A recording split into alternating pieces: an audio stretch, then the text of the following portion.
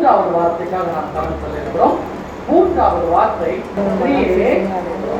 அதோ உன் மகன், இதோ உன் தாய். தலைகளை காட்டிட்டு செய்வோம். எங்களை நேசிக்கிற நல்ல ஆண்டவரே, மரிக்கும் தருவாயிலும் எங்களுக்காக 7 வார்த்தைகளை தியானிக்கும்படியாக கொடுத்து சென்றிருக்கிறார்கள். உமக்கு நன்றி செலுத்துகிறோம். மூன்றாவது வார்த்தையை நாங்கள் தியானிக்க போகிறோம். ஆண்டவரே, நீர் எங்களோடு பேசும், நீர் எங்களோடு இடைவிடும். பேசுகிற அடியனையும் மறைத்து நீர் பேசும். ஆண்டவரே, இயேசுவின் மூலம் ஜெபிக்கிறோம். ஜீவனுள்ள நல்லது. ஆமென்.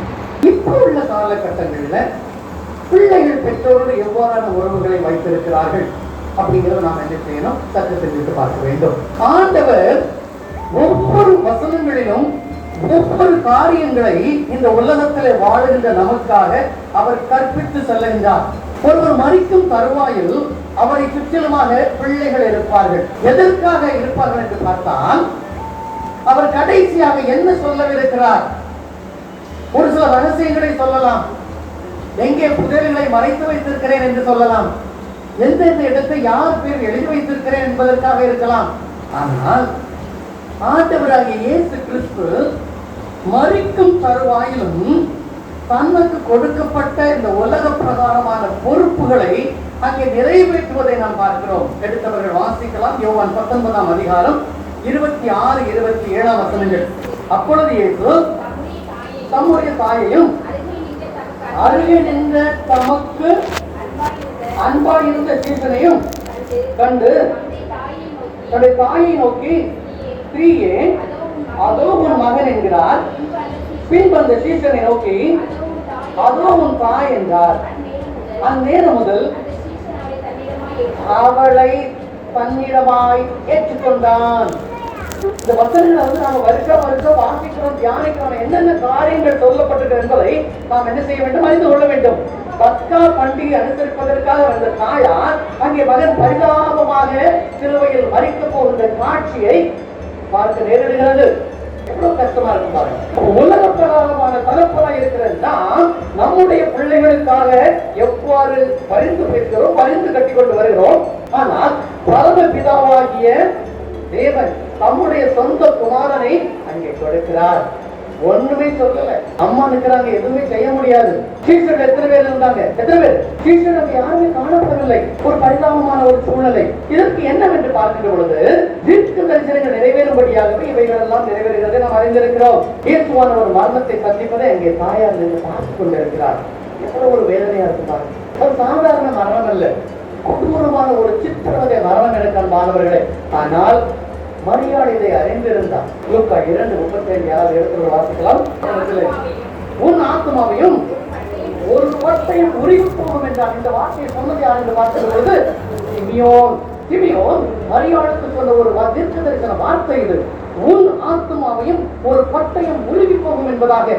அந்த கொட்டையம் தான் இப்பொழுது காணப்படுகின்ற ஒரு கொடூரமான ஒரு காட்சி. எனக்கு மாணவர்களே, எந்த தாய்க்கு இப்படி ஒரு சூழ்நிலை வரக்கூடாது?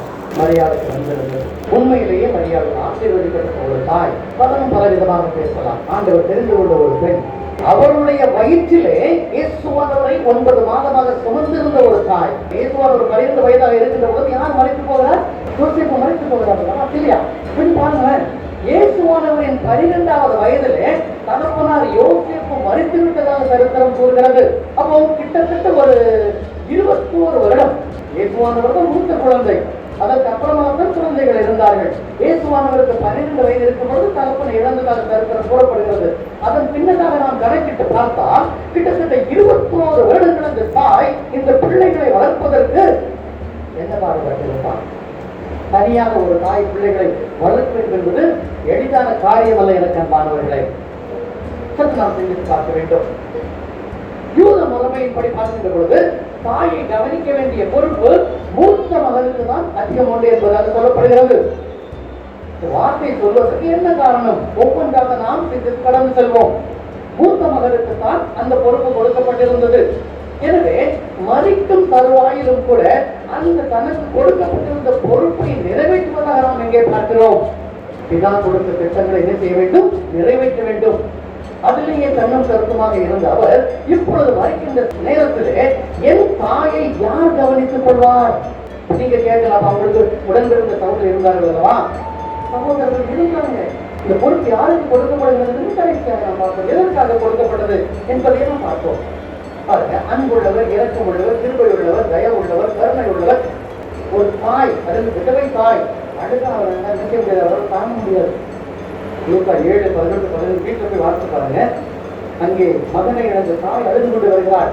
பார்த்த இயேசுவானவர் என்ன செய்கிறார்? கிட்ட வந்து பாடையை கொட்டார். அதை சுமந்தவர்கள் நின்றார்கள். அப்பொழுது அவர் வாலிபனை எழுத்து என்று சொல்கிறார். எதற்காக? மற்றவர்களுக்கு என்னால் அதிசயங்கள் அற்புதங்களையும் செய்ய முடியும் என்று காண்பிப்பதற்காக அல்ல எனக்கு அன்பானவர்களே, அந்த தாயின் கண்ணீரை துடைப்பதற்காக. எத்தனை இடங்கள்ல பார்க்கிறோம், ஒரு இடமெல்லாம் ஒரு அதிசயங்கள் அற்புதங்கள் செய்தார். காரணம் அவருடைய வல்லமையை காண்பிப்பதற்காக அல்ல. வல்லமையை காண்பிக்கின்ற ஒரே இடம் என்று பார்த்தால் சிலுவை மரணம் எனக்கு அன்பானவர்களே. இது என்ன இடம்? அவருடைய மனதுருக்கம். அந்த மனதுருக்கத்தின் காரணமாக அற்புதங்களை அதிசயங்களையும் செய்தார் என்பதாக நாம் பார்க்கிறோம். இப்பொழுதும் மனதுருக்கம் யாரின் மீது? மரியாதையின் மீது. ஒருவரை பார்த்தால் தாய், இன்னொரு புறம் பார்த்தால் தேவகுமாரன். தேவகுமாரனாகவே இங்க என்ன செய்கிறார்? ஸ்திரீயே.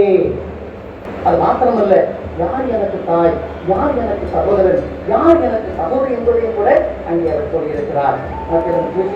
அதிகாரம் 46 முதல் 50 வரை யாராவது ஒரு சத்தமான வாக்கியங்கள்.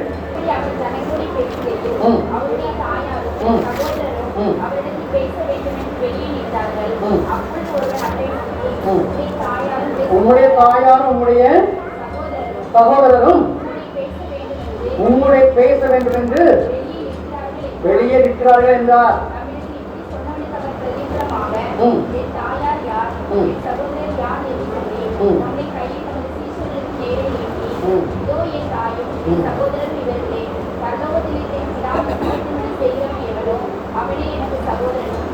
நல்ல கவனிங்க, நல்ல கவனிங்க. கடைசி வசனத்தை மட்டும் சத்தமாத்தீங்க. பரலோகத்தில் இருக்கிற என் பிதாவின் சித்தத்தின்படி செய்கிறவன் எவனோ அவனே எனக்கு சகோதரனும் சகோதரியும் தாயுமாய் இருக்கிறான் என்றார். அப்ப இந்த இடத்துல அங்கேயும் அவர் சகோதரி, சகோதரர், தாய் என்பதை ஏற்றுக்கொள்ளவில்லை. அது மாத்திரமல்ல, கானா ஊரிலும் கூட என்ன செய்கிறார்? என் வேலை இன்னும் வரவில்லை, ஸ்திரீயே. அப்போ எல்லா இடங்களிலுமே அவர் நம்மிடத்திலே மரியாதை அறிமுகப்படுத்துகின்ற பொழுது தேவ மைந்தனாகவே அறிமுகப்படுத்துகிறார். ஸ்திரீயே என்பதாக அங்கே கூறுகிறார். எதற்காக? நான் இறைமைந்தன் மாத்திரமல்ல, இந்த உலக பிரகாரமாக மரியாதையின் மகனும் கூட. அதற்காகவே இந்த இடத்துல ஈஸ்வரனை நோக்கி எந்த சீசன் பார்க்கின்ற பொழுது தனக்கு அன்பான சீசன், மார்பிலே சாய்ந்திருந்த சீசன். அவரை சிலுவையில் அடைந்த பொழுது 6 மணி நேரத்தில் அவருக்கு மரணம் சம்பவித்ததாக நாம் பார்க்கிறோம்.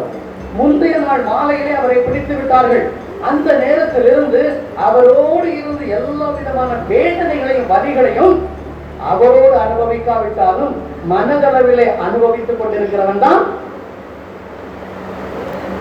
யாரும் பார்க்கின்ற பொழுது செபெதேயுவின் குமாரர்கள் யாக்கோபும் யோவான். நன்றாக நீங்கள் நினைவில் வைத்துக் கொள்ளுங்கள், யாரும் போகக்கூடாது. செபெதேயுவின் குமாரர்கள் இவர் 2 பேர் யார் என்று பார்க்கின்ற பொழுது மரியாளின் சகோதரனுடைய பிள்ளைகள். அப்படி பார்த்தீங்கன்னு சொன்னா இயேசுவானவருக்கு பிரதர்ஸ் தான், ஆனா ஓன் பிரதர்ஸ் அல்ல. அவர் சொந்த சகோதரர்களை ஏன் அவர் அங்கே கூப்பிடவில்லை என்று பார்க்கின்ற பொழுது அவர்கள் அவிசுவாசியாக இருந்தார்கள் என்பதாக நாம் பார்க்கிறோம். இயேசுவானவரை அவர்கள் விசுவாசிக்கவில்லை. எனக்கு அன்பானவர்களே, நிறைய காரியங்கள் நாம் தெரிந்து கொள்ள வேண்டும். இயேசுவானவருக்கு சொந்த சகோதரர் இருக்கின்ற பொழுது செபெதேயுவின் குமாரனாகிய யோவானை அழைத்து எதற்காக தாயை ஒப்புக் கொடுக்க வேண்டும்? ஏனென்றால் அவர்கள் விசுவாசிக்கவில்லை. பிதாவின் சித்தத்தின்படி செய்கிறவர்களே எனக்கு தாயும் சகோதர சகோதரியுமாய் இருக்கிறார்கள். அப்படி என்று பார்க்கின்ற பொழுது ஆண்டவருடைய சகோதரர்கள் பிதாவின் சித்தத்தின்படி செய்தவர்களாய் காணப்படவில்லை. ஒருவேளை அவர்கள் தாயை கவனிக்காத ஒரு பிள்ளைகளாக கூட இருந்திருக்கலாம், எனக்கு தெரியாது. ஏன்னா யோவானுக்கு அந்த பொறுப்பு கொடுக்கப்படுகிறது அல்லவா? நாம் சற்று சிந்தித்து பார்க்க வேண்டும். அடுத்த பார்க்கின்ற பொழுது பேதுரு பாருங்க, பேதுருட்ட பொறுப்பை ஒப்படைத்திருக்கலாம், ஏன் ஒப்பு கொடுக்கல?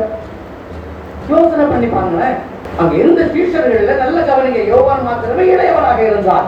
வாலிபனாக இருந்தார். பேதுருவை பார்த்தா வயசாயிட்டு அம்மாவை ஒப்பு கொடுத்து அடுத்த 2 வருஷத்துல அவர் மண்டை போட்டாங்க. தெய்வம் யார் பாப்பா? பேதுருவை அழைத்து அதவன் தாயின்னு சொன்னா மரியாதை விட கொஞ்சம் வயசு அதிகமாக இருக்கலாம் பேதுருவிற்கு.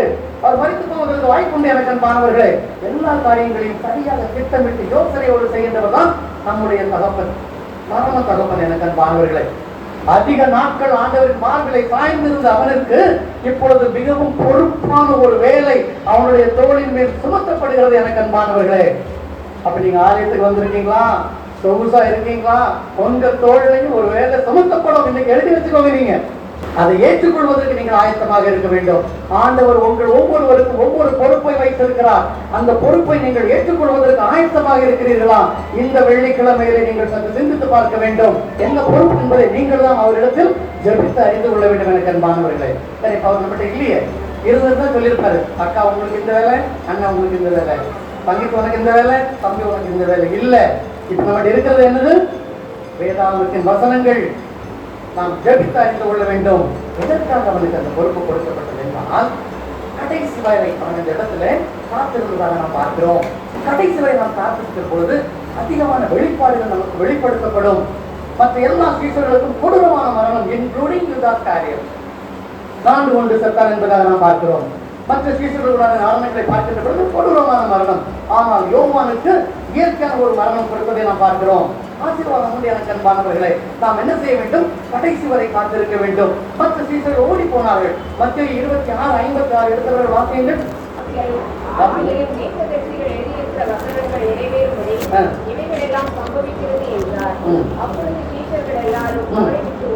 அப்பொழுது சீஷர்கள் எல்லாரும் அவரை விட்டு ஓடி போனார்கள். எல்லா சீஷர்களும் ஓடி போயிட்டாங்க. பேதுருவானவன் பாவிகளாகிய மனுஷரோடு உட்கார்ந்து கொண்டு எது நடக்கிறது என்பதை பார்த்துக் கொண்டிருந்தான். ஆனால் யோவான் மாத்திரமே கடைசி வரை அங்கே வேதனைப்பட்டுக் கொண்டிருந்தான். எனக்கு அன்பானவர்களே, அந்த காத்திருப்பதின் பயன் என்று பார்க்கின்ற பொழுது அவருக்கு அங்கே ஒரு ரகசியம் தெளிவுபடுத்தப்படுகிறது. அவருக்கு அங்கே வெளிப்பாடு அங்கே கொடுக்கப்படுகிறது. எனக்கு அன்பானவர்களே, அந்த யோவான் தான் பிரசன்ட், பாஸ்ட், ஃபியூச்சர் எல்லாவற்றையுமே 2000 வருடங்களுக்கு முன்பதாகவே ஆண்டவரின் மூலமாக அறிந்து கொண்டார். காத்திருத்தலின் பயன், காத்திருத்தலின் பலன். எனக்கு அன்பானவர்களே, இப்ப உலக பிரகாரமா ஒரு சில வார்த்தைகளை பார்த்து நாம பேசுவோம். இன்னைக்கு பிள்ளைங்க எப்படி இருக்கிறாங்க? அந்த காலத்துல யூத முறைமையின்படி தாய் தகப்பனை மூத்த மகன் கவனிக்கணும் நான் சொன்னேன். கவனிங்க எல்லாரும். இப்போ ஒரு மூத்த மகன் தாய் தகப்பனை கவனிக்கல. இன்னைக்கு நாம எத்தனை பேர் தாய் தகப்பனை கவனிக்கிறோம் எனக்கு தெரியாது. சப்போஸ் கவனிக்கலன்னு சொன்னா அந்த காலத்துல அவங்க என்ன செய்வாங்க? நேரா பிரதான ஆசிரியர் போவாங்க. அங்க போயிட்டு நான் என்ன செய்வேன்? தாயும் தகப்பனையும் இதனால் வர கவனிக்கல, இனிமேல நான் கவனிக்க போறதில்ல, நான் ஒரு தருதல, அதனால நான் தாரதை நீங்க வாங்கிட்டு என்ன நிகழ்ச்சிங்க விமோசனம் கொடுத்துருங்க. புரியுதா உங்களுக்கு? நீங்க என்ன செய்வாங்கன்னு சொன்னா ஒரு குறிப்பிட்ட அமௌண்ட், அதாவது பணம், அந்த காலத்துல வெள்ளி காசு பொரு காசு கூட இதை எடுத்துட்டு எங்க போவாங்க? பிரதான ஆசிரியர் போவாங்க. போயிட்டு அவங்க சொல்லுவாங்க, நான் தாய் தகப்பன் என்ன செய்யல, கவனிக்கல, இந்த பாவத்துல இருந்து எனக்கு என்ன வேணும்? பாவம் மன்னிப்பு வேணும். பாருங்க என்னெல்லாம் நடந்துட்டு பாருங்க. சரி, இப்ப அந்த பணத்தை வாங்கிட்டு அவர் அவனுக்கு என்ன செய்வாரு? மன்னிப்பு கொடுத்து அனுப்பிடுவாரு.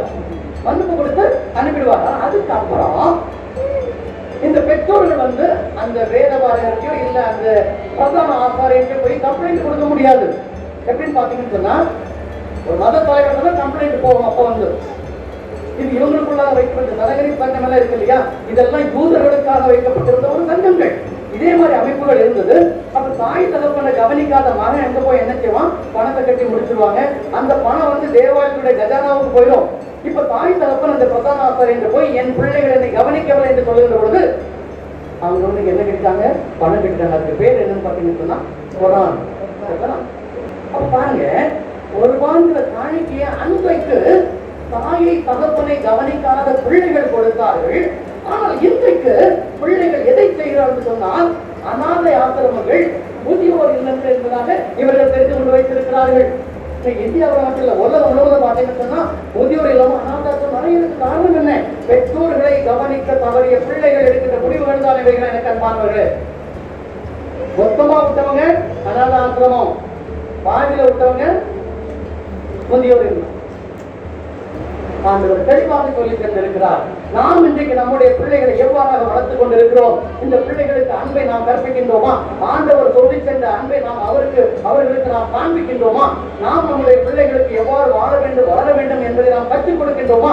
எவ்வாறு பேச வேண்டும், எவ்வாறு பழக வேண்டும் என்பதை நாம் சொல்லிக் கொடுக்கின்றோமா? அப்படி இல்லை என்று சொன்னால் பிரயோஜனமே இல்லை. வெள்ளிக்கிழமை அன்னைக்கு இந்த 3வது வருஷம் வாங்கி பிரயோஜனமே கிடையாது. ஏன்னு சொன்னா வசனம் சொல்ல நாம கேட்கணும்.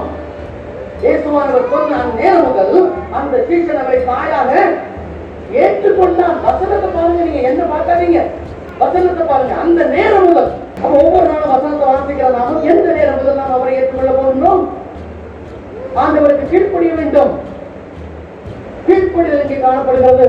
அந்த சீசனானவன் அந்த நேரம் முதலாக அவளை தன் தாயாக ஏற்றுக்கொண்டான். அது மாத்திரமல்ல, கடைசியிலே அவனிடத்திலிருந்து தான் மரியாள் மறித்ததாக சரித்திரம் கூறுகிறது. எனக்கு அன்பானவர்களே, ஆண்டவர் மறிக்கும் தருவாயினுடைய குடும்ப உறவுகளை எவ்வாறு நாம் பலப்படுத்த வேண்டும், நடத்த வேண்டும் என்று சொல்லிக் கொண்டிருக்கிறார். பிள்ளைகள் பெற்றோரை கவனிக்க வேண்டும், பிள்ளைகள் பெற்றோருக்கு கனம் பண்ண வேண்டும், பிள்ளைகள் பெற்றோருக்கு எல்லா விதமான மரியாதைகளையும் செலுத்த வேண்டும். நிறைய வசனங்கள் இருக்கிறது, சமயம் குறைவாக இருக்கிறது. தேவன் தான் இந்த வார்த்தைகளை ஆசீர்வதிப்பாராக. ஆமென்.